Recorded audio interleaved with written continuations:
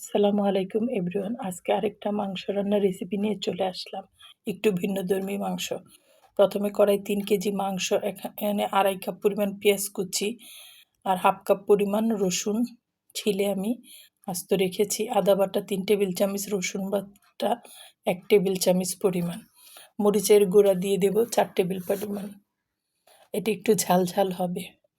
হলুদের গুঁড়া ২ টেবিল চামচ পরিমাণ, ধনিয়ার গুঁড়া দিয়ে দিব ১.৫ টেবিল চামচ পরিমাণ, জিরার গুঁড়া ১.৫ টেবিল চামচ পরিমাণ, আর দেব গরম মশলা, তেজপাতা, শুকনো মরিচ, স্টার এলাচ, কালো এলাচ, এলাচি, দারচিনি, লবঙ্গ, গোলমরিচ, তেজপাতা, আর দিব পরিমাণ মতো লবণ, আর দিয়ে দেব সরিষার তেল। আমি মাংসটা সরিষার তেল দিয়ে রান্না করব। ভালো করে হাত দিয়ে মেখে নেব সমস্ত উপকরণটাকে ভালো করে হাত দিয়ে মাখবো। যদি মরিচের গুঁড়া লাগে তখন পরে আমি আর একটু মরিচের গুঁড়া অ্যাড করে দেব। এটা একটু ঝাল ঝাল হবে। আর একটু তেল লাগবে বলে আমি আর একটু সরিষার তেল দিয়ে দিলাম পেঁয়াজের বেরেস্তা, আর দিব হাত ধোয়া অল্প একটু পানি দিয়ে এটাকে আমি তেলের সাথে ভালো করে, মরিচের গুঁড়াও দিয়ে দিলাম আর একটু, সবটাকে আমি ভালো করে মেখে নেব।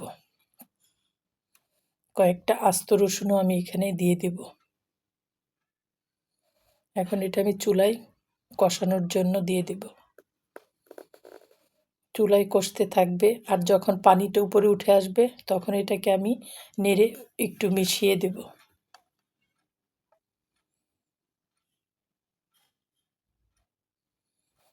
ভালো করে আমি মাংসটাকে উলট পালট করে উপর নিচ করে দেব, আবার ঢেকে দেব সিদ্ধ হওয়ার জন্য।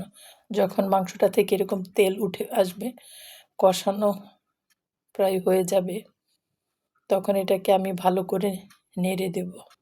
যদি দেখেন মাংসটা সিদ্ধ হয়েছে তাহলে গরম পানি দেওয়ার দরকার নেই, আর যদি দেখেন সিদ্ধ হয়নি, এটা মাংসের বুঝে দিবেন। আমি একটু গরম পানি দিয়েছি, আর একটু সিদ্ধ হবে এই জন্য। এখন এটাকে আবার আমি নেড়ে সিদ্ধ হওয়ার জন্য ঢেকে দিব। মোটামুটি আমার মাংস রান্না রেডি। এখন পরিবেশনের জন্য নামিয়ে নেব। ধন্যবাদ সবাইকে সাথে থাকার জন্য।